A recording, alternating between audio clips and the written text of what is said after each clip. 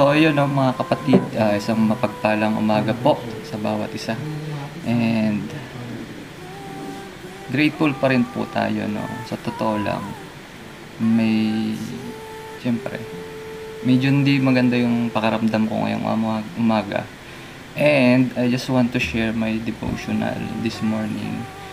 And matatagpuan natin siya sa Deuteronomio. Actually, na-post ko na siya kaninang umaga na po. Makikita niyo po siya sa wall ko.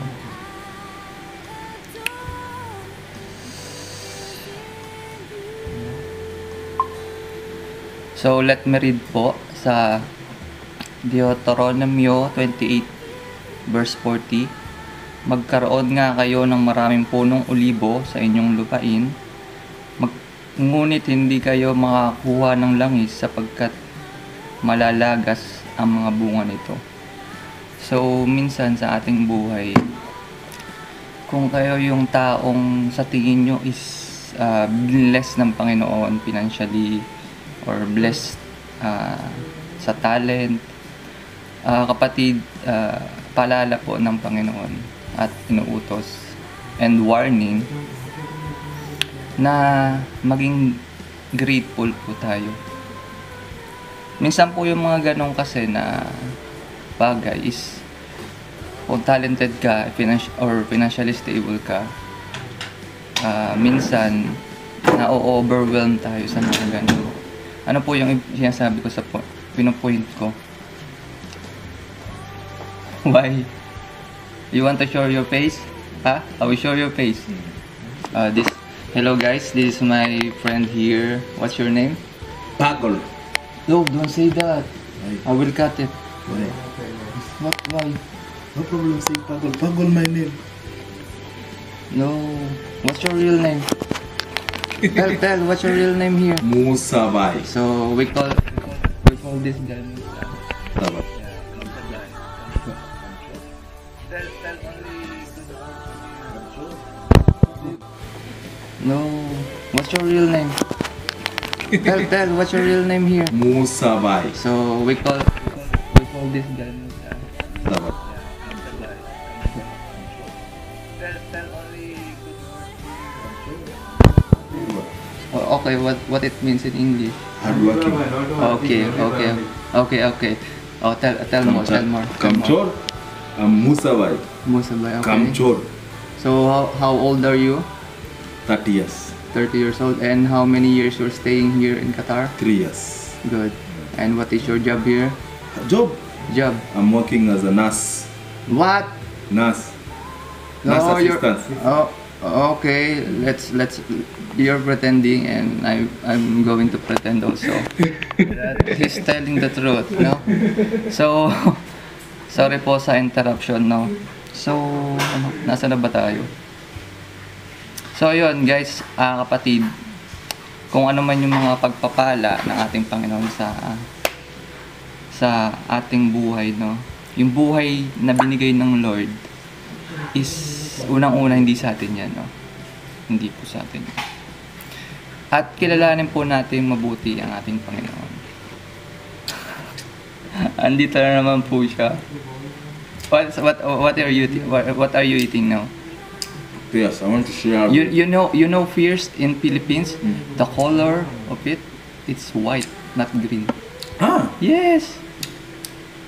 Oh, ask them. Then, guys, comment kayo, no? Tapos papakita ko sa kanya yung comment nyo. Pwede kayo mag-send ng picture doon sa comment para makita niya. Oh yeah. Fierce in the Philippines, it's colored white, not green. And also, it's like an up. So, nireview ko po yung video ko kanina nung kausap ko yung si Musa. Yung Aprikano na nandito kanina nakakain ng peras. Hindi ko napansin, yung video ko is naputol na po. Nalaman ko lang nung nireview ko. So, tsaka medyo nahihirapan ako mag-setup. So, hinawakan ko na lang. Anong ibig sabihin ko, ayan. Kanina na kasi, nandyan niya, nakapatong lang siya dyan. Ayan, nakaganyan. Tsaka, nung nung pinapakinggan ko yung recorded, kada ginagalaw ko siya, humihina yung sound. Natatakloban pala yung yung mouthpiece ng camera.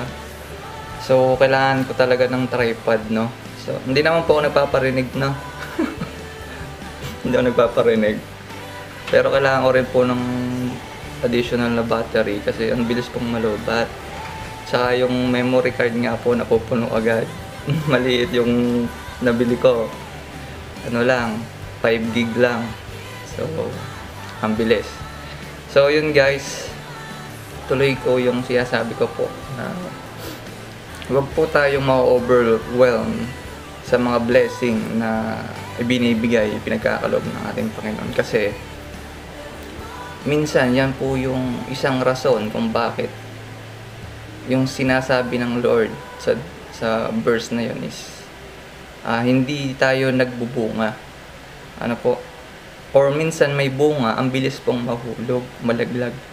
So, may mga tao na ganon, na ang bilis mahulog ng bunga na po. Kahit po Kristiyano na, kasi alam ko rin po yan eh. Maraming beses na po akong dumaan sa mga ganyang sitwasyon. Kaya nasasabi ko po, no? So, paalala, warning ng Panginoon ngayong umaga. Nawa po ay na-bless po tayo sa umagang ito. Hanggang dito na lang po siguro, ano po. And, goodbye. God bless kapatid. I'm out. Gusto ko lang i-rephrase yung term na ginamit ko kanina, no. Pwede naman tayong ma-overwhelm sa blessing at talagang mararamdaman natin yun, no.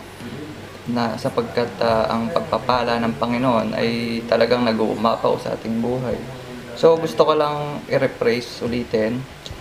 And okay lang ma-overwhelm. So wag lang nating kakalimutan yung nagbigay at nagpala sa atin. So lagi tayong dumiretso sa ating Panginoon. Lagi tayong babalik. Lagi nating ibalik sa ating Lord lahat ng blessing. Amen? Lagi pong uulit-ulitin sa inyo, yung buhay natin ay pahiram lamang ng ating Panginoon. So, marapat lamang na ipagamit natin sa ating Panginoon. Amen? Amen. Amen, kapatid.